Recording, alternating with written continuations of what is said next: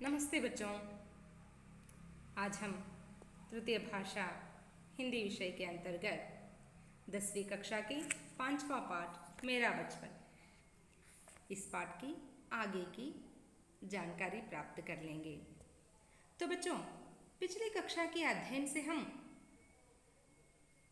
कलाम जी के बारे में बहुत कुछ जान चुके हैं, यानी हम ये सब जान चुके हैं ना। कलाम जी का जन्म कब हुआ, कहाँ हुआ। क्या बच्चों आप में से कोई बता सकते हैं कलाम जी का जन्म कब हुआ? हाँ बच्चों, आपने बिल्कुल ठीक कहा। कलाम जी का जन्म 15 अक्टूबर 1931 को हुआ। कलाम जी के जन्म कहाँ पर हुआ? कलाम जी का जन्म रामेश्वरम में हुआ और इनके पिता का नाम जैनुलाब्दीन था और माता आशियम्मा। ये दोनों आदर्श दंपति के रूप में जीवन बिताते थे। जैनुलाब्दीन औपचारिक शिक्षा पाए गए व्यक्ति नहीं थे और ना ही धनिक थे, फिर भी वे व्यवहार चतुर थे। उनमें व्यवहारिक ज्ञान बहुत था और वे आडंबरहीन व्यक्ति थे। घर में ऐशो आरामी जीवन से संबंधित कोई चीज नहीं थे, लेकिन नित्योपयोगी सारे चीज समुचित मात्रा में उपलब्ध थे। यानी जैनुलाब्दीन आडंबरहीन जीवन बिताते थे, ऐशो आरामी जीवन से संबंधित सारे साधनों से बहुत दूर रहते थे।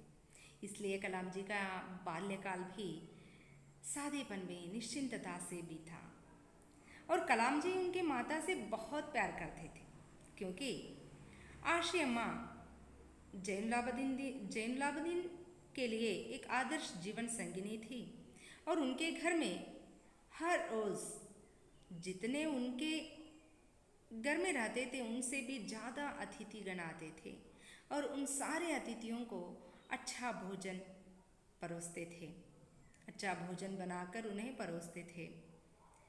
और रात में कलाम जी अपनी माता के साथ रसोई घर में बैठकर खाना खाया करते थे और माता जी उसके सामने केले का पत्ता बिछाती थी, उस पर अन्न और स्वादिष्ट सुगंधित सांभर डालती और उसके बाद घर का बना हुआ अचार और नारियल का ताज़ा चटनी भी देती थी। और कलाम जी के घर जहाँ पर था वहाँ पर रामेश्वरम मंदिर था, जो तीर्थ स्थल के नाम पर प्रसिद्ध है। केवल वहाँ मंदिर कलाम जी के घर से 10 मिनट की पैदल चलकर हम जाते हैं उस मंदिर को तो केवल 10 मिनट लगता था। और उनके घर पुरानी मस्जिद वाली गली में था। वहाँ पर मुस्लिम बहुल थे और हिंदू परिवार के लोग भी थे। वे दोनों बहुत ही अच्छी तरह से प्यार और विश्वास से, भाईचारा की भावना से मिलजुल कर रहते थे। जब कलाम जी प्रश्न पूछने लायक होते हैं तब वो अपने पिताजी से नमाज के बारे में पूछते हैं तो उनके पिताजी कहते हैं कि नमाज में कोई ऐसा कोई चीज़ नहीं है जो तुमसे छिप कर रहता है। जब तुम नमाज पढ़ते हो, यानी नमाज में ऐसा कोई विषय नहीं है जो रहस्य है। जब तुम नमाज पढ़ते हो तब इतर ब्रह्मांड का एक हिस्सा बन जाते हो और तब कोई भेदभाव नहीं रहता है। जाति, दौलत, आयु, धर्म, पंथ, कोई भेदभाव नहीं होता। इस तरह पिताजी से दिए गए मार्गदर्शन और तत्वों का पालन करते हुए वे अपना वैज्ञानिक जीवन भी शुरू करते हैं। तो बच्चों, यहाँ तक हम कल की कक्षा में जानकारी प्राप्त कर चुके थे। तो आज की कक्षा में कलाम जी के बारे में और भी जानकारी प्राप्त कर लेंगे पीपीटी के द्वारा।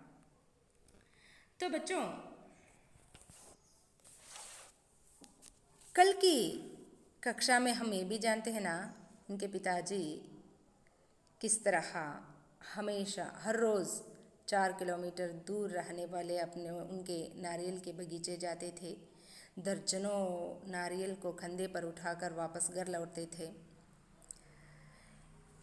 इस तरह कलाम जी और उनके पिताजी बहुत ही परिश्रम करके जीवन बिताने वाले व्यक्ति थे।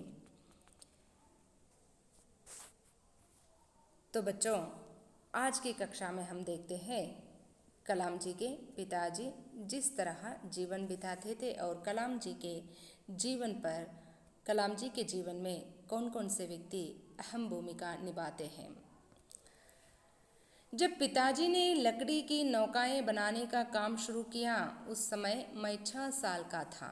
ये नौकाएं तीर्थयात्रियों को रामेश्वरम से धनुषकोडी तक ले जाने का काम आती थी।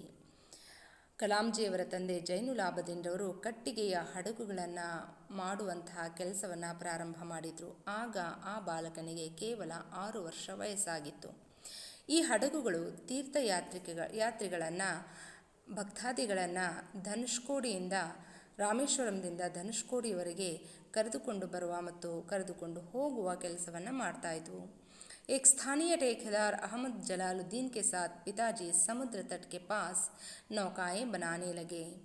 ಅಲ್ಲಿಯೇ ಅದೇ ಊರಿನ ಸ್ಥಳೀಯವಾಗಿರುವಂತಹ ಗುತ್ತಿಗೆದಾರರಾದಂತಹ ಅಹಮದ್ ಜಲಾಲುದ್ದೀನ್ ರವರ ಜೊತೆ ಸೇರಿ ಕಲಾಂಜಿಯವರ ತಂದೆ ಜೈನುಲಾಬದೀನ್ ರವರು ಸಮುದ್ರ ತೀರದ ಹತ್ತಿರದಲ್ಲಿ ಈ ಕಟ್ಟಿಗೆಯ ಹಡಗುಗಳನ್ನು ಮಾಡುವಂಥ ಕೆಲಸವನ್ನು ಪ್ರಾರಂಭಿಸಿದರು. बाद में अहमद जलालुद्दीन की मेरी बड़ी बहन जोहरा के साथ शादी हो गई थी. ಅಹಮದ್ ಜಲಾಲುದ್ದೀನ್ ರವರಿಗಿದ್ದಂತಹ ಮುಗ್ಧ ಮನಸ್ಸು, ಅವರಿಗಿರುವಂತಹ ಇನ್ನೊಬ್ಬರಿಗೆ ಸಹಾಯ ಮಾಡುವಂತಹ ಪರೋಪಕಾರ ಭಾವನೆ, ಎಲ್ಲವನ್ನ, ಅವರಲ್ಲಿರುವಂಥ ಒಳ್ಳೆಯ ಗುಣಗಳನ್ನು ಮೆಚ್ಚಿ ಜೈನುಲಾಬದೀನ್ ರವರು ತಮ್ಮ ಮಗಳಾದ ಜೊಹರಾರವರನ್ನು ಜಲಾಲುದ್ದೀನ್ ರವರಿಗೆ ಕೊಟ್ಟು ಮದುವೆ ಮಾಡಿದರು. नौकाओं को आकार लेते देखते वक्त मैं काफ़ी अच्छी तरीके से गौर करता था. ಆ ಕಟ್ಟಿಗೆ ಹಡಗುಗಳ ರೂಪವನ್ನು ಪಡೆಯುವುದನ್ನು ಕಲಾಂಜಿಯವರು ತುಂಬ ಸೂಕ್ಷ್ಮವಾಗಿ ತದೇಕ ಚಿತ್ತದಿಂದ ಗಮನಿಸ್ತಾ ಇದ್ದರು. ಪಿತಾಜಿ ಕಾ ಕಾರೋಬಾರ್ ಕಾಫಿ ಅಚ್ಚಾ ಚಲ್ ರಹಾ ಥಾ. ಅವರ ತಂದೆಯ ಈ ಹೊಸ ವ್ಯಾಪಾರ ತುಂಬಾ ಚೆನ್ನಾಗಿ ನಡೀತಾ ಇತ್ತು. एक दिन 100 मील प्रति घंटे की रफ्तार से हवा चली. ಒಂದು ದಿನ ಈ ರೀತಿಯಾಗಿ ಅಹಮದ್ ಜಲಾಲುದ್ದೀನ್ ಮತ್ತು ಜೈನುಲಾಬದೀನ್ ರವರು ಜೊತೆಗೆ ಸೇರಿ ಮಾಡ್ತಾ ಇದ್ದಂಥ ಹಡಗಿನ ವ್ಯಾಪಾರ ತುಂಬಾ ಚೆನ್ನಾಗಿ ನಡೀತಾ ಇತ್ತು. ಅಂಥ ಒಂದು ಸಂದರ್ಭದಲ್ಲಿ ಒಂದು ದಿನ ಪ್ರತಿ ಗಂಟೆಗೆ 100 ಮೈಲಿಯಷ್ಟು ಜೋರಾಗಿ ವೇಗವಾಗಿ ಗಾಳಿ ಬೀಸೋದಕ್ಕೆ ಪ್ರಾರಂಭವಾಯಿತು. और समुद्र में तूफान आ गया. ಆಗ ಸಮುದ್ರದಲ್ಲಿ ತುಫಾನ್ ಎದ್ದೇಳಿತು. तूफान में सेतुकराई के कुछ लोग और हमारी नावें बह गई. ಆ ತುಫಾನ್ನಲ್ಲಿ ಸೇತುಕರಾಯಿಯ ಕೆಲವು ಜನ ಮತ್ತು ನಮ್ಮ ಹಡಗುಗಳು ಅಂದರೆ ಅವರ ಜೈನುಲಾಬದೀನ್ ಮತ್ತು ಅಹಮದ್ ಜಲಾಲುದ್ದೀನ್ ರವರು ಸೇರಿ ಮಾಡಿದಂಥ ಹಡಗುಗಳು ಆ ನೀರಿನಲ್ಲಿ ಕೊಚ್ಚಿ ಹೋದವು. ಅಷ್ಟಲ್ಲದೆ ಇನ್ನೂ ಒಂದು ದೊಡ್ಡ ದುರಂತ ಆಗ ಆಯಿತು. ಉಸಿ ಮೇ ಪಾಂಬನ್ ಪೂಲ್ ಭೀ ಟೂಟ್ ಗಯಾ. ಆ ಸಮುದ್ರದ ಮಕ್ಕಳೇ, ನಾವು ಈ ಚಿತ್ರದಲ್ಲಿ ನೋಡುವ ಹಾಗೆ ಆ ಸಮುದ್ರದ ಭಯಂಕರವಾದಂಥ ಅಲೆಗಳ ದಾಳಿಗೆ ಸಿಕ್ಕಿ ಅಲ್ಲಿದ್ದಂಥ ಪಾಂಬನ್ ಸೇತುವೆಯು ಸಹ ಮುರಿದೋಯ್ತು. ಅದೇ ಸಂದರ್ಭದಲ್ಲಿ ಆ ಸೇತುವೆ ಮೇಲೆ ಬರ್ತಾ ಇದ್ದಂಥ ರೈಲು ಈ ದುರ್ಘಟನೆಗೆ ಒಳಗಾಯಿತು. ಈ ಅಲೆಗೆ ಸಿಕ್ಕಿ ಆ ಸೇತುವೆಯಿಂದ ಕೆಳಗುರುಳಿ ಬಿತ್ತು. ಆಗ ಸಾವಿರಾರು ಜನ ತಮ್ಮ ಪ್ರಾಣವನ್ನು ಕಳೆದುಕೊಳ್ಳಬೇಕಾಯಿತು. तब तक मैंने सिर्फ समुद्र की खूबसूरती को ही देखा था. ಅಲ್ಲಿಯವರೆಗೂ ಕಲಾಂಜಿಯವರು ಕೇವಲ ಸಮುದ್ರದ ಸುಂದರತೆಯನ್ನು ಮಾತ್ರ ನೋಡಿದರು. ಸಮುದ್ರದ ದಂಡೆ ಮೇಲೆ ಮರಳಿನಲ್ಲಿ ಆಟವಾಡೋದು, ಸಮುದ್ರದ ದಂಡೆ ಮೇಲೆ ಕೂತ್ಕೊಂಡು ಅಲೆಗಳು ಕಾಲಿಗೆ ಅಪ್ಪಳಿಸಿದಾಗ ಆನಂದವನ್ನು ಅನುಭವಿಸುವಂಥದ್ದು, ಅಲ್ಲಿಗೆ ಬಂದಂಥ ಯಾತ್ರಿಕರು ಎಲ್ಲವನ್ನು ಮರೆತು ಸಮುದ್ರದ ನೀರಿನಲ್ಲಿ ಆಟವಾಡೋದು, ಹೀಗೆ ಸಮುದ್ರದ ಸುಂದರತೆಯನ್ನು ಮಾತ್ರ ಕಲಾಂಜಿಯವರು ಕಂಡಿದ್ದರು. उसकी अपार एवं अनियंत्रित ऊर्जा ने मुझे हतप्रभ कर दिया. ಆ ಸಮುದ್ರದ ಅಪಾರವಾದಂಥ ಅನಿಯಂತ್ರಿತವಾದಂಥ ಶಕ್ತಿಯನ್ನು ಕಂಡು ಕಲಾಂಜಿಯವರು ಶಿಥಿಲಗೊಂಡರು, ದಿಗ್ಭ್ರಾಂತರಾದರು.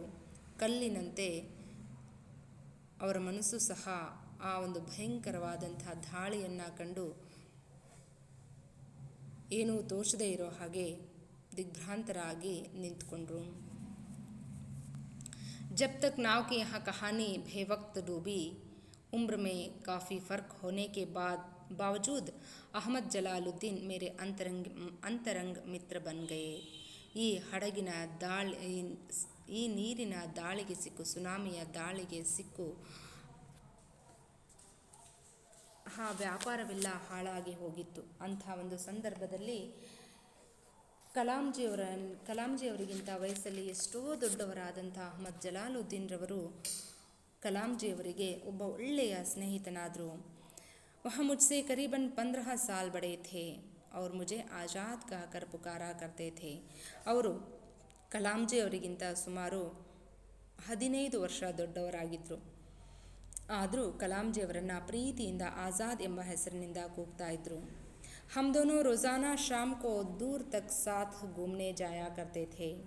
ಅವರಿಬ್ಬರೂ ಸೇರಿ ಅಂದರೆ ಕಲಾಂಜಿಯವರು ಮತ್ತು ಅಹಮದ್ ಜಲಾಲುದ್ದೀನ್ ಇಬ್ಬರೂ ಸೇರಿ ರೋಜಾನಾ, ಈ ಶಬ್ದಕ ಅರ್ಥ ಹೋತಾ ಹೈ ಪ್ರತಿದಿನ ಸಂಜೆ ತುಂಬ ದೂರ ಸುತ್ತಾಡೋದಕ್ಕೆ ವಿಹಾರಕ್ಕೆ ಹೋಗ್ತಾ ಇದ್ರು. हम मस्जिद वाली गली से निकलते और समुद्र के रेतीले तट पर चल पड़ते. ಅವರು ಮಸ್ಜಿದ್ ವಾಲಿ ಅವರ ಓಣಿಯಲ್ಲಿರುವಂತಹ ಅವರ ಮನೆಯಿಂದ ಹೊರಟು ಸಮುದ್ರದ ಮರಳಿನ ದಂಡೆಯ ಮೇಲೆ ತುಂಬ ದೂರದವರೆಗೆ ನಡ್ಕೊಂಡು ಹೋಗ್ತಾ ಇದ್ರು. ಈ ಚಿತ್ರದಲ್ಲಿ ಕಾಣ್ತಾ ಇರೋ ಹಾಗೆ ಹೀಗೆ ಸಮುದ್ರದ ದಂಡೆಯಲ್ಲಿ ಮರಳಲ್ಲಿ ಆಟ ಆಡ್ತಾ ಮಾತಾಡ್ತಾ ತುಂಬ ದೂರದವರೆಗೆ ಅವರು ನಡ್ಕೊಂಡು ಹೋಗ್ತಾ ಇದ್ರು. मैं और ಜಲಾಲುದ್ದೀನ್ ಪ್ರಾಯಃ ಆಧ್ಯಾತ್ಮಿಕ ವಿಷಯ ಪರ್ ಬಾತೆ ಕರ್ತೆ. ಆ ಒಂದು ಸಂದರ್ಭದಲ್ಲಿ ಕಲಾಂಜಿಯವರು ಮತ್ತು ಜಲಾಲುದ್ದೀನ್ರವರು ಸಾಮಾನ್ಯವಾಗಿ ಆಧ್ಯಾತ್ಮಿಕ ವಿಷಯಗಳ ಬಗ್ಗೆ ಹೆಚ್ಚು ಮಾತನಾಡ್ತಾ ಇದ್ರು. एक प्रमुख तीर्थ स्थल होने की वजह से रामेश्वरम का यह वातावरण हमारी आध्यात्मिक चर्चाओं में और भी प्रेरक सिद्ध होता. ಒಂದು ಪ್ರಮುಖವಾದಂಥ ತೀರ್ಥ ಸ್ಥಳವಾಗಿರೋದ್ರಿಂದ, ರಾಮೇಶ್ವರಂ ಒಂದು ಪ್ರಮುಖವಾದಂಥ ತೀರ್ಥ ಸ್ಥಳವಾಗಿರೋದ್ರಿಂದ ಅವರು ಮಾತನಾಡ್ತಾ ಇರುವಂಥ ಆಧ್ಯಾತ್ಮಿಕ ವಿಚಾರಗಳಿಗೆ ಅದು ಹೆಚ್ಚು ಪ್ರೇರಣೆಯನ್ನು ನೀಡ್ತಾ ಇತ್ತು, ಪ್ರೋತ್ಸಾಹವನ್ನು ನೀಡ್ತಾ ಇತ್ತು. ಅವರ ಚರ್ಚೆಗೆ ಇನ್ನೂ ಒಳ್ಳೆಯ ವಾತಾವರಣವನ್ನು ಕಲ್ಪಿಸಿಕೊಡ್ತಾ ಇತ್ತು. प्रसंगवश मुझे यहाँ भी उल्लेख कर देना चाहिए कि पूरे इलाके में सिर्फ जलालुद्दीन ही थे जो अंग्रेजी में लिख सकते थे. ತುಂಬ ಹೆಮ್ಮೆಯಿಂದ ಕಲಾಂಜಿಯವರು ತನ್ನ ಅಕ್ಕನ ಗಂಡನಾದಂಥ ಅಹಮದ್ ಜಲಾಲುದ್ದೀನ್ರವರ ಬಗ್ಗೆ ಹೇಳ್ಕೊಳ್ತಾ ಇದ್ದಾರೆ. ಏನಪ್ಪ ಅಂತಂದರೆ, ಆ ಇಡೀ ಇಲಾಖೆಯಲ್ಲಿ ಜಲಾಲುದ್ದೀನ್ರವರನ್ನು ಬಿಟ್ಟರೆ ಆಂಗ್ಲ ಭಾಷೆಯನ್ನು ತುಂಬ ಚೆನ್ನಾಗಿ ಓದುವಂಥ, ಅರ್ಥೈಸಿಕೊಳ್ಳುವಂಥ ಮತ್ತು ಬರೆಯುವಂಥ ಒಂದು ಪಾಂಡಿತ್ಯ, ಚಾಕಚಕ್ಯತೆ, ಜಾಣತನ ಜಲಾಲುದ್ದೀನ್ರವರಿಗೆ ಬಿಟ್ಟರೆ ಬೇರೆ ಯಾರಿಗೂ ಸಹ ಇರಲಿಲ್ಲ. ಜಿಸೇ ಭಿ ಜರೂರತ್ ಹೋತಿ ಚಾಹೆ ವಹ ಅರ್ಜಿ ಹೋ ಯಾ ಔರ್ ಕುಚ್. ಯಾರಿಗಾದರೂ ಆಂಗ್ಲ ಭಾಷೆಯಲ್ಲಿ ಅರ್ಜಿಯನ್ನು ಹಾಕಬೇಕಾಗಿತ್ತು ಅಂದರೆ, ಅಥವಾ ಕುಚ್ ಅವ್ರ ಕುಚ್ ಮತ್ತು ಬೇರೆ ಯಾವುದೇ ಕೆಲಸಗಳಾಗಿದ್ದರೂ ಸಹ ಜಲಾಲುದ್ದೀನ್ರ ಬಳಿ ಬರ್ತಾಯಿದ್ರು. ಜಲಾಲುದ್ದೀನ್ ಉಸೆ ಅಂಗ್ರೇಜಿ ಮೇಲೆ ಲಿಖದೇತೆ. ಜಲಾಲುದ್ದೀನ್ರವರು ಸ್ವಲ್ಪವೂ ಬೇಸರಗೊಳ್ಳದೆ ಅವರು ಬಂದಿರುವಂಥ ಕಾರ್ಯವನ್ನು, ಅಂದರೆ ಅರ್ಜಿ ಬರೆಯೋದಕ್ಕೆ ಬಂದಿದ್ದರೆ ಅವರಿಗೆ ಆಂಗ್ಲ ಭಾಷೆಯಲ್ಲಿ ಅರ್ಜಿಯನ್ನು ಬರೆದು ಕೊಡ್ತಾಯಿದ್ರು, ಅಥವಾ ಬೇರೆ ಯಾವುದೇ ಕೆಲಸಕ್ಕೆ ಬಂದಿದ್ದರೂ ಸಹ ಅವರಿಗೆ ಸಹಾಯವನ್ನು ಮಾಡ್ತಾಯಿದ್ರು. ಹೀಗೆ ಬೇರೆಯವರಿಗೆ ತುಂಬ ಸಂತೋಷದಿಂದ, ಒಳ್ಳೆಯ ಮನಸ್ಸಿನಿಂದ ಸಹಾಯ ಮಾಡುವಂಥ ಮನೋಭಾವವನ್ನು ಹೊಂದಿರುವಂಥವರಾಗಿದ್ದರು ಅಹಮದ್ ಜಲಾಲುದ್ದೀನ್ರವರು. ಮೇರೆ ಪರಿಚಿತೋ ಮೇ ಚಾಹೆ ಮೇರೆ ಪರಿವಾರ ಮೇ ಹೋ ಯಾ ಆಸ್ಪಾಸ್ ಮೇ ಜಲಾಲುದ್ದೀನ್ ಕೆ ಬರಾಬರ್ ಶಿಕ್ಷಾ ಕಾ ಸ್ಥರ್ ಕಿಸಿ ಕಾ ಭಿ ನಹಿ ಥಾ. ಮತ್ತು ಇನ್ನೊಂದು ವಿಷಯವನ್ನು ತುಂಬ ಹೆಮ್ಮೆಯಿಂದ ಕಲಾಂಜಿಯವರು ನಮ್ಮೆಲ್ಲರ ಹತ್ರ ಹಂಚ್ಕೊಳ್ತಾ ಇದ್ದಾರೆ. ಏನಪ್ಪ ಅಂದರೆ, ಕಲಾಂಜಿಯವರ ಪರಿಚಿತರಾಗಿರ್ಬೋದು ಅಥವಾ ಪರಿವಾರದವರಾಗಿರ್ಬೋದು ಅಥವಾ ಅವರ ಸುತ್ತಮುತ್ತ ಇರುವಂಥ ಹಳ್ಳಿಯವರಾಗಿರ್ಬೋದು, ಜಲಾಲುದ್ದೀನ್ರವರಿಗೆ ಸರಿ ಸಮಾನವಾದಂಥ ಶಿಕ್ಷಣವನ್ನು ಪಡೆದಂಥ ಯಾವ ವ್ಯಕ್ತಿಯೂ ಸಹ ಇರಲಿಲ್ಲ. ಅಂದರೆ ಜಲಾಲುದ್ದೀನ್ರವರಿಗೆ ಸರಿಸಮವಾಗಿ ಓದಿರುವಂತಹ ವ್ಯಕ್ತಿಗಳು ಅವರ ಪರಿವಾರದಲ್ಲಾಗಲಿ, ಅವರ ಸ್ನೇಹಿತರ ಗುಂಪಿನಲ್ಲಾಗಲಿ, ಅಥವಾ ಅವರಿಗೆ ಪರಿಚಯ ಇರುವಂಥವರ ಗುಂಪಿನಲ್ಲಾಗಲಿ, ಅಥವಾ ಅವರ ಸುತ್ತ ಹಳ್ಳಿಯವರಲ್ಲಾಗಲಿ ಯಾರೂ ಸಹ ಇರಲಿಲ್ಲ. ಇವರು ಏಕೈಕ ವ್ಯಕ್ತಿಯಾಗಿದ್ದರು. ಉನ್ನತ ಶಿಕ್ಷಣವನ್ನು ಪಡೆದಂಥ ಏಕೈಕ ವ್ಯಕ್ತಿ ಜಲಾಲುದ್ದೀನ್ರವರಾಗಿದ್ದರು. ಜೊತೆಗೆ ಆಂಗ್ಲ ಭಾಷೆಯನ್ನು ತುಂಬ ಚೆನ್ನಾಗಿ ಓದಿ ಅರ್ಥೈಸಿಕೊಳ್ಳುವಂಥ ಮತ್ತು ಅಷ್ಟೇ ಚೆನ್ನಾಗಿ ಬರವಣಿಗೆ ರೂಪದಲ್ಲಿ ಅದನ್ನು ವ್ಯಕ್ತಪಡಿಸುವಂಥ ಜಾಣತನ ಜಲಾಲುದ್ದೀನ್ರವರಿಗೆ ಇತ್ತು. और ना ही किसी को उनके बराबर बाहरी दुनिया के बारे में पता था. ಅಷ್ಟೇ ಅಲ್ಲದೆ ಹೊರ ಪ್ರಪಂಚದ ವ್ಯಾವಹಾರಿಕ ಜ್ಞಾನವೂ ಸಹ ಇವರಿಗಿರುವಷ್ಟು ಜ್ಞಾನ ಬೇರೆ ಯಾರಿಗೂ ಇರಲಿಲ್ಲ ಅಂಥೇಳಿ ಕಲಾಂಜಿಯವರು ತುಂಬ ಹೆಮ್ಮೆಯಿಂದ ಜಲಾಲುದ್ದೀನ್ರವರ ಬಗ್ಗೆ ಹೇಳ್ಕೊಳ್ತಾ ಇದ್ದಾರೆ. जलालुद्दीन मुझे हमेशा शिक्षित व्यक्तियों, वैज्ञानिक खोजों, समकालीन साहित्य और चिकित्सा विज्ञान की उपलब्धियों के बारे में बताते रहते थे. ಜಲಾಲುದ್ದೀನ್ರವರು ಯಾವಾಗಲೂ ಕಲಾಂಜಿಯವರಿಗೆ ಆ ಒಂದು ಪ್ರಸ್ತುತ ಸಂದರ್ಭದಲ್ಲಿ ಶಿಕ್ಷಿತ ವ್ಯಕ್ತಿಗಳ ಬಗ್ಗೆ, ಶೈಕ್ಷಣಿಕ ತಜ್ಞರ ಬಗ್ಗೆ, ವೈಜ್ಞಾನಿಕ ಆವಿಷ್ಕಾರಗಳ ಬಗ್ಗೆ, ಸಮಕಾಲೀನ ಸಾಹಿತಿಗಳ ಬಗ್ಗೆ, ಚಿಕಿತ್ಸಾ ವಿಜ್ಞಾನದ ಒಂದು ಉಪಲಬ್ಧಿಗಳ ಬಗ್ಗೆ, ಚಿಕಿತ್ಸಾ ವಿಜ್ಞಾನದಲ್ಲಿ ಯಾವ ರೀತಿಯ ಒಂದು ಬೆಳವಣಿಗೆ ಆಗಿದೆ, ಸದ್ಯದ ಸೌಕರ್ಯಗಳು ಏನೇನಿದೆ, ಇವೆಲ್ಲವುಗಳ ಬಗ್ಗೆ ಹೇಳ್ತಾ ಇದ್ರು ಅವನಿಗೆ. वही थे जिन्होंने मुझे सीमित दायरे से बाहर निकालकर नई दुनिया का बोध कराया. ಅವರೇ ಅಂದರೆ ಅಹಮದ್ ಜಲಾಲುದ್ದೀನ್ರವರೇ ಕಲಾಂಜಿಯವರನ್ನು, ಅಂದರೆ ಕಲಾಂಜಿಯವರು ಆಗ ಒಂದು ರೀತಿಯಲ್ಲಿ ಬಾವಿಯಲ್ಲಿರುವ ಕಪ್ಪೆಯ ಹಾಗೆ ಇದ್ದರು. ಅಂದರೆ ಅವರಿಗೆ ಹೊರಗಿನ ಪ್ರಪಂಚದ ಜ್ಞಾನವಾಗಲಿ, ವ್ಯಾವಹಾರಿಕ ಜ್ಞಾನವಾಗಲಿ ಅಷ್ಟಾಗಿ ಇರಲಿಲ್ಲ. ಅಂಥ ಕಲಾಂಜಿಯವರಿಗೆ ಹೊರ ಪ್ರಪಂಚದ ಪರಿಚಯವನ್ನು ಮಾಡಿಕೊಟ್ಟಂಥ, ಅವರು ತಿಳ್ಕೊಂಡಿರೋ ಹಾಗೆ ಒಂದು ಸೀಮೆಯನ್ನು ಹಾಕ್ಕೊಂಡು, ಒಂದು ಎಲ್ಲೆಯನ್ನು ಹಾಕ್ಕೊಂಡು ಅದರಲ್ಲೇ ಅವರು ಅವರ ಪ್ರಪಂಚವನ್ನು ನೋಡ್ತಾ ಇದ್ರು. ಆ ಎಲ್ಲೆಯಿಂದ ಹೊರಗಡೆ ಕರ್ಕೊಂಡು ಬಂದು ಪ್ರಪಂಚ ನೀನು ಅಂದ್ಕೊಂಡಿರೋಷ್ಟು ಚಿಕ್ಕದಾಗಿಲ್ಲ, ತುಂಬ ದೊಡ್ಡದಾಗಿದೆ ಅಂಥೇಳಿ ಕಲಾಂಜಿಯವರಿಗೆ ಪರಿಚಯ ಮಾಡಿಕೊಟ್ಟು ಹೊಸ ಪ್ರಪಂಚದ ಪರಿಚಯವನ್ನು ಮಾಡಿಕೊಟ್ಟಂಥ ವ್ಯಕ್ತಿ ಅಹಮದ್ ಜಲಾಲುದ್ದೀನ್ರವರೇ ಆಗಿದ್ದರು. मेरे बाल्यकाल में पुस्तकें एक दुर्लभ वस्तु की तरह हुआ करती थी. ಕಲಾಂಜಿಯವರ ಬಾಲ್ಯಕಾಲದಲ್ಲಿ ಪುಸ್ತಕಗಳು ತುಂಬ ಹೇರಳವಾಗಿ, ಅಂದರೆ ಪುಸ್ತಕಗಳು ಯಾವುದಾದ್ರೂ ಒಂದು ವಿಷಯದ ಅಧ್ಯಯನಕ್ಕೆ ಪುಸ್ತಕಗಳು ಬೇಕು ಅಂದರೆ ತುಂಬ ಕಷ್ಟಪಡಬೇಕಾಗಿತ್ತು, ತುಂಬ ಓಡಾಡಬೇಕಾಗಿತ್ತು ಮತ್ತು ತುಂಬ ಹಣವನ್ನು ಖರ್ಚು ಮಾಡಬೇಕಾಗಿತ್ತು. ಆದರೆ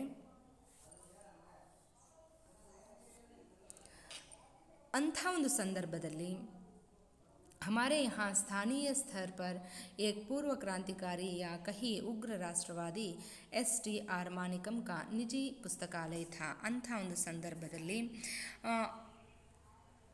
ಅದೇ ಊರಲ್ಲಿರುವಂಥ ಸ್ಥಳೀಯ ಮಟ್ಟದ ಒಬ್ಬ ಕ್ರಾಂತಿಕಾರಿ ಮತ್ತು ಉಗ್ರ ರಾಷ್ಟ್ರವಾದಿ ಅಂತಲೇ ಹೆಸರುವಾಸಿಯಾಗಿದ್ದಂಥ STR ಮಾನಿಕಂರವರ ಒಂದು ಸ್ವಂತ ಪುಸ್ತಕಾಲಯ ಇತ್ತು. ಅಂದರೆ ಅವರ ಮನೆಯಲ್ಲಿಯೇ ನಾವು ಈ ಚಿತ್ರದಲ್ಲಿ ನೋಡೋ ಹಾಗೆ ಒಂದು ಚಿಕ್ಕದಾಗಿರುವಂತಹ ಗ್ರಂಥಾಲಯವನ್ನು ಅವರ ಮನೆಯಲ್ಲಿಯೇ ನಿರ್ಮಿಸಿಕೊಂಡಿದ್ದರು. ಉನ್ಹೋನೆ ಮುझे ಹಮೇಶಾ ಪढ़ने के लिए उत्साहित किया करते थे. ಅವರು ಸಾಮಾನ್ಯವಾಗಿ ಕಲಾಂಜಿಯವರಿಗೆ ಪ್ರತಿದಿನ ಓದೋದಕ್ಕೆ ಪ್ರೋತ್ಸಾಹವನ್ನು ಕೊಡ್ತಾಯಿದ್ರು. ಅವರಲ್ಲಿರುವಂಥ ಉತ್ಸಾಹವನ್ನು ಹೆಚ್ಚಿಸ್ತಾ ಇದ್ದರು. ಹೊಸ ಹೊಸ ಕಥೆಗಳನ್ನು ಹೇಳ್ತಾಯಿದ್ರು. ಆಮೇಲೆ ಆಗಿನ ಒಂದು ವಾಸ್ತವಿಕ ಸಂದರ್ಭದಲ್ಲಿ ಆದಂಥ ವೈಜ್ಞಾನಿಕ ಬೆಳವಣಿಗೆಗಳ ಬಗ್ಗೆ, ವೈಜ್ಞಾನಿಕ ಆವಿಷ್ಕಾರಗಳ ಬಗ್ಗೆ ಹೇಳ್ತಾಯಿದ್ರು. ಅದಕ್ಕೆ ಸಂಬಂಧಪಟ್ಟಂಥ ಪುಸ್ತಕಗಳನ್ನು ಓದೋದಕ್ಕೆ ಹುಡುಕಿ ಕೊಡ್ತಾಯಿದ್ರು. इसलिए कलाम जी अक्सर उनके घर से पढ़ने के लिए किताबें ले आया करते थे. ಆ ಒಂದು ಕಾರಣಕ್ಕಾಗಿ ಅವರಿಗೂ ಸಹ ಓದುವಂಥ ಹವ್ಯಾಸ ಬೆಳೀತಾ ಬಂತು. ಅವರಿಗೆ ಯಾವುದಾದ್ರೂ ಒಂದು ಪುಸ್ತಕದ ಅಧ್ಯಯನ ಮಾಡಬೇಕು ಅಂತ ಅನ್ನಿಸ್ದಾಗ ನೇರವಾಗಿ STR ಮಾನಿಕಂರವರ ಪುಸ್ತಕಾಲಯಕ್ಕೆ ಹೋಗ್ತಾ ಇದ್ರು. ಆ ಪುಸ್ತಕಾಲಯದಲ್ಲಿ ತಮಗೆ ಬೇಕಾದಂಥ ಪುಸ್ತಕಗಳನ್ನು ತೆಗೆದುಕೊಂಡು ಬಂದು ಮನೆಗೆ ತೊಗೊಂಡು ಬರ್ತಾಯಿದ್ರು. ಅಲ್ಲಿ ಅದನ್ನು ಓದಿ ಮತ್ತೆ ಅವರಿಗೆ ವಾಪಸ್ ಹಿಂತಿರುಗಿಸ್ತಾ ಇದ್ರು. दूसरे जिस व्यक्ति का मेरे बाल जीवन पर गहरा असर पड़ा वह मेरे ಚಚೇರೆ ಭಾಯಿ ಶಂಶುದ್ದೀನ್ ಥೆ. ಹೀಗೆ ಜಲಾಲುದ್ದೀನ್ರವರು ಕಲಾಂಜಿಯವರ ಒಂದು ಬಾಳಿನಲ್ಲಿ ಅಹಮದ್ ಜಲಾಲುದ್ದೀನ್ರವರ ವ್ಯಕ್ತಿತ್ವ ತುಂಬ ಆಳವಾದ ಪ್ರಭಾವವನ್ನು ಬೀರಿತ್ತು. ಹಾಗೆಯೇ ಮತ್ತೊಬ್ಬ ವ್ಯಕ್ತಿ ಕಲಾಂಜಿಯವರ ಜೀವನದಲ್ಲಿ ಬಹಳ ಮಹತ್ವಪೂರ್ಣವಾದಂಥ ಪಾತ್ರವನ್ನು ವಹಿಸ್ತಾರೆ. ಅವರು ಯಾರಂದರೆ ಅವರ ಸಹೋದರ. यानी दूसरे जिस व्यक्ति का मेरे बाल जीवन पर गहरा असर पड़ा वह मेरे ಚಚೇರೆ ಭಾಯಿ ಶಂಶುದ್ದೀನ್ ಥೆ. ಅಂದರೆ ಅಹಮದ್ ಜಲಾಲುದ್ದೀನ್ರವರ ಬಾಲ್ಯ ಜೀವನದ ಮೇಲೆ ತುಂಬ ಆಳವಾದ ಪ್ರಭಾವವನ್ನು ಬೀರಿದಂಥ ಮತ್ತೊಬ್ಬ ವ್ಯಕ್ತಿ ಅಂದರೆ ಅವರ ಸಹೋದರ ಶಂಶುದ್ದೀನ್, ಅವರ ಚಿಕ್ಕಪ್ಪನ ಮಗನಾದಂಥ ಶಂಶುದ್ದೀನ್ ಅವರು. वह रामेश्वरम में अखबारों के एकमात्र वितरक थे. ಅವರು ಇಡೀ ರಾಮೇಶ್ವರದಲ್ಲಿ ಪತ್ರಿಕೆಯನ್ನು ಹಂಚ್ತಾ ಇದ್ದಂಥ ಏಕಮಾತ್ರ ಒಬ್ಬರೇ ಒಬ್ಬರು ಪತ್ರಿಕೆಯ ವಿತರಕರಾಗಿದ್ದರು. अखबार रामेश्वरम स्टेशन पर सुबह की ट्रेन से पहुंचते थे जो पांबन से आती थी. ಆ ಪತ್ರಿಕೆಯು ರಾಮೇಶ್ವರಂ ಸ್ಟೇಷನ್ನಿಂದ ಬೆಳಗ್ಗೆ ರೈಲ್ವೆ ಸ್ಟೇಷನ್ಗೆ ಬರ್ತಾ ಇತ್ತು. ಅದು ಪಾಂಬನ್ನಿಂದ ಬರ್ತಾ ಇತ್ತು. ಅಂದರೆ ಪಾಂಬನ್ನಿಂದ ರಾಮೇಶ್ವರಂಗೆ ಬರ್ತಾ ಇದ್ದಂಥ ರೈಲಿನಲ್ಲಿ ಆ ಪತ್ರಿಕೆಗಳಿರ್ತಾ ಇದ್ವು. ಆ ಪತ್ರಿಕೆಗಳನ್ನು ತೆಗೆದುಕೊಂಡು ರಾಮೇಶ್ವರಮಲ್ಲಿ ವಿತರಣೆ ಮಾಡ್ತಾ ಇದ್ದಂಥ ಏಕಮಾತ್ರ ವಿತರಕರೆಂದರೆ ಈ ಶಂಶುದ್ದೀನ್ರವರಾಗಿದ್ದರು. इस अखबार एजेंसी को अकेले शमशुद्दीन ही चलाते थे. ಈ ಪತ್ರಿಕೆಯ ಏಜೆನ್ಸಿಯನ್ನು ಶಂಶುದ್ದೀನ್ರವರು ಒಬ್ಬರೇ ಒಬ್ಬರು ನಿಭಾಯಿಸ್ತಾ ಇದ್ದರು. ರಾಮೇಶ್ವರಂ में अखबारों की जुमला 1000 प्रतियां बिकती थी. ರಾಮೇಶ್ವರಮಲ್ಲಿ ಪ್ರತಿದಿನ ಈ ದಿನಪತ್ರಿಕೆಗಳು 1000ಕ್ಕೂ ಹೆಚ್ಚು ದಿನಪತ್ರಿಕೆಗಳು ಮಾರಾಟವಾಗ್ತಾ ಇದ್ವು. इन अखबारों में स्वतंत्रता आंदोलन से संबंधित ताज़ा खबरें, ज्योतिष से जुड़े संदर्भ और मद्रास के सर्रफा बाजार के भाव प्रमुखता से होते थे. ಈ ಪತ್ರಿಕೆಗಳಲ್ಲಿ ಸ್ವಾತಂತ್ರ್ಯ ಆಂದೋಲನಗಳ ಬಗ್ಗೆ ಸಂಬಂಧಿಸಿದಂಥ ಸುದ್ದಿಗಳಿರ್ತಾ ಇದ್ವು, ಜ್ಯೋತಿಷ್ಯಕ್ಕೆ ಸಂಬಂಧಿಸಿದಂಥ ಮಾಹಿತಿಗಳಿರ್ತಾ ಇದ್ವು. ಜೊತೆಗೆ ಮದ್ರಾಸ್ನ ಸರ್ಫರಾ ಬಾಜಾರ್ನಲ್ಲಿ ಇರುವಂಥ ಮಾರುಕಟ್ಟೆಯ ಎಲ್ಲ ಸರಕುಗಳ ಬೆಲೆಯೂ ಸಹ ಅಲ್ಲಿ ಇರ್ತಾ ಇತ್ತು. ಹೀಗೆ ಆ ಪತ್ರಿಕೆಗಳನ್ನು ವಿತರಣೆ ಮಾಡ್ತಾಯಿದ್ರು. ಅಂದರೆ ದಿನಕ್ಕೆ 1000ಕ್ಕೂ ಹೆಚ್ಚು ಪ್ರತಿಗಳನ್ನು ಮಾರಾಟ ಮಾಡ್ತಾಯಿದ್ರು ಕೇವಲ ಶಂಶುದ್ದೀನ್ರವರು ಒಬ್ಬರೇ. ಮತ್ತು ಆ ಪತ್ರಿಕೆ ಏಜೆನ್ಸಿಯನ್ನು ಇವರೊಬ್ಬರೇ ನಿಭಾಯಿಸ್ತಾ ಇದ್ದರು. ಅದರ ಸಂಪೂರ್ಣ ಜವಾಬ್ದಾರಿಯನ್ನು ಇವರೊಬ್ಬರೇ ತೆಗೆದುಕೊಂಡಿದ್ದರು. ಬಚ್ಪನ್ ಮೇ ಮೇರೆ 3 ಪಕ್ಕೆ ದೋಸ್ತ್ ಥೇ. ಬಾಲ್ಯಕಾಲದಲ್ಲಿ ಕಲಾಂಜಿಯವರಿಗೆ 3 ಜನ ತುಂಬ ಒಳ್ಳೆಯ ಸ್ನೇಹಿತರಿದ್ದರು. ಅವರಲ್ಲಿ ರಮಾನಂದ್ ಶಾಸ್ತ್ರಿ, ಅರವಿಂದನ್ ಮತ್ತು ಶಿವಪ್ರಕಾಶ್. ಆ 3 ಆಪ್ತ ಮಿತ್ರರ ಹೆಸರು ಯಾವೆಂದರೆ ರಮಾನಂದ್ ಶಾಸ್ತ್ರಿ, ಅರವಿಂದನ್ ಮತ್ತು ಶಿವಪ್ರಕಾಶ್. ಈ तीनों ही ब्राह्मण परिवारों से थे. ಈ 3 ಜನ ಮಕ್ಕಳು ಬಂದಿರೋದು ಬ್ರಾಹ್ಮಣ ಪರಿವಾರದಿಂದ. ಅಂದರೆ ಈ 3 ಜನ ಮಕ್ಕಳು ಬ್ರಾಹ್ಮಣ ಪರಿವಾರಕ್ಕೆ ಸಂಬಂಧಿಸಿದವರಾಗಿದ್ದರು. रमानंद शास्त्री तो रामेश्वरम मंदिर के सबसे बड़े पुजारी पक्षी लक्ष्मण शास्त्री का बेटा था. ರಮಾನಂದ್ ಶಾಸ್ತ್ರಿ ಅನ್ನೋರು ರಾಮೇಶ್ವರಂ ದೇವಸ್ಥಾನದ ಅತಿದೊಡ್ಡ ಅರ್ಚಕರಾದಂಥ ಪಕ್ಷಿ ಲಕ್ಷ್ಮಣ್ ಶಾಸ್ತ್ರಿಯ ಮಗನಾಗಿದ್ದರು.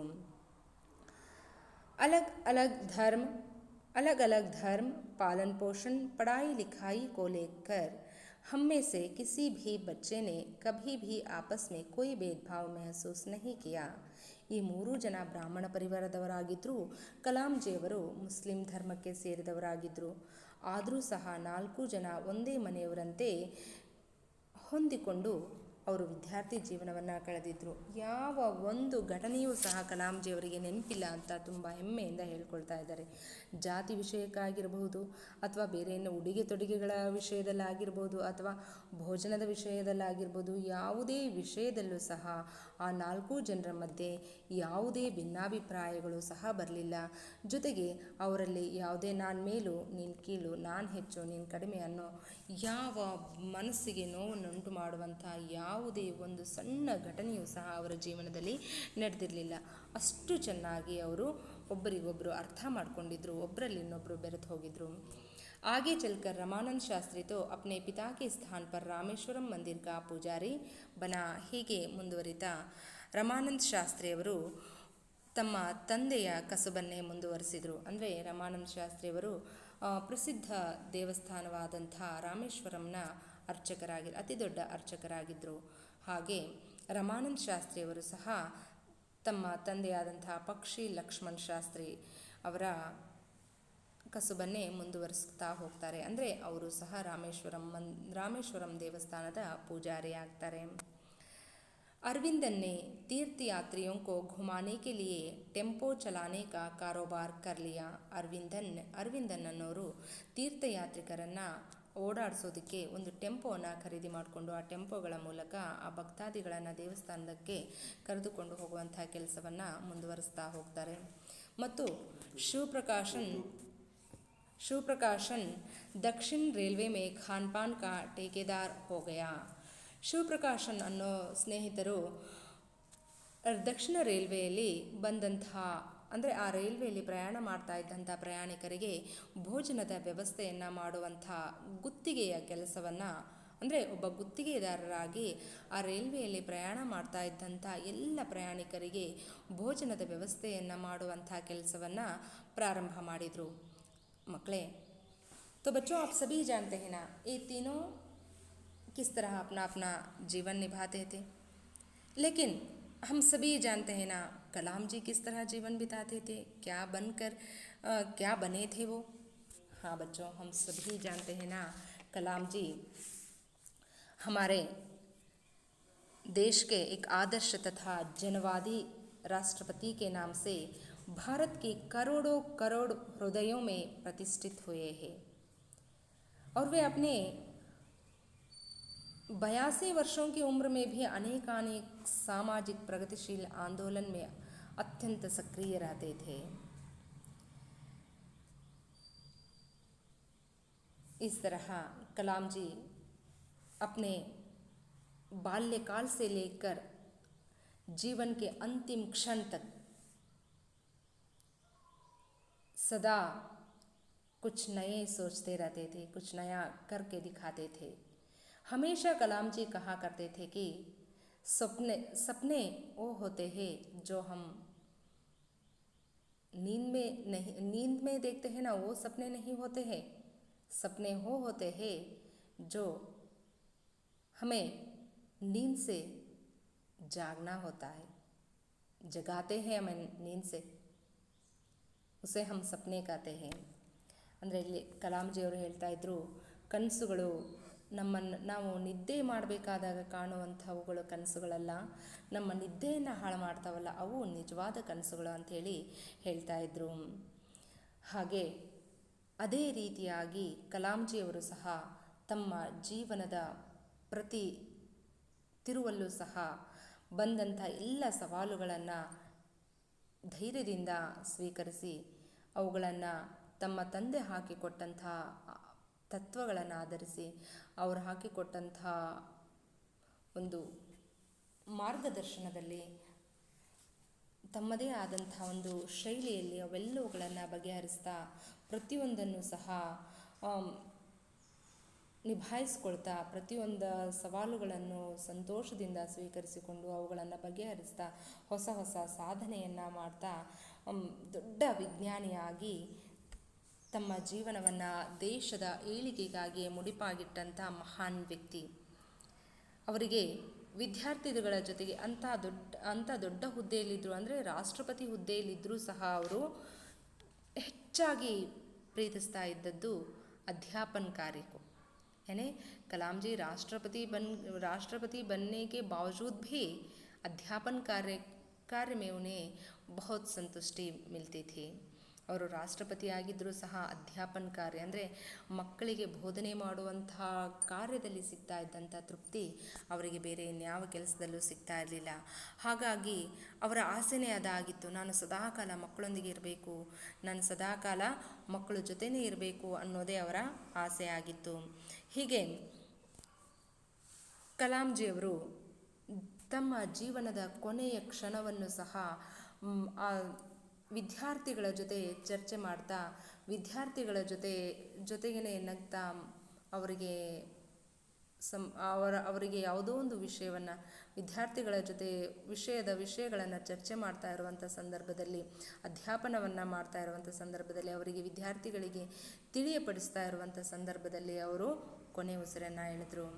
ಹೀಗೆ ವಿದ್ಯಾರ್ಥಿಗಳಿಗಾಗಿಯೇ ಜೀವನವನ್ನು ಮುಡಿಪಾಗಿಟ್ಟಂಥ ಏಕೈಕ ಮಹಾನ್ ವ್ಯಕ್ತಿ ಅಂದರೆ ಯಾವುದೇ ಜಾತಿಯ ಭೇದಭಾವದ ಹಂಗನ್ನು ತೊರೆದು ನಾವೆಲ್ಲ ಒಂದು ಅನ್ನೋದನ್ನು ಇಡೀ ರಾಷ್ಟ್ರಕ್ಕೆ ತೋರಿಸಿಕೊಟ್ಟಂಥ ಏಕೈಕ ವ್ಯಕ್ತಿ ಅಂದರೆ ಕಲಾಂಜಿಯವರು. तो बच्चों, अब तक हम कलाम जी के बारे में काफ़ी जानकारी प्राप्त कर चुके हैं. जो वे मानते थे उन सारे तत्वों को, उन सारे आदर्शों को हमें भी अपने जीवन में अनुपालन कर लेना चाहिए. तो बच्चों, मैं आप सभी आपके जीवन में इन सारे तत्वों का पालन करते हैं इस आशा के साथ आज की पाठ को समाप्त कर रही हूँ. तो बच्चों, हम फिर एक नई पाठ के साथ फिर कल मिलेंगे. तब तक के लिए आप सभी को धन्यवाद.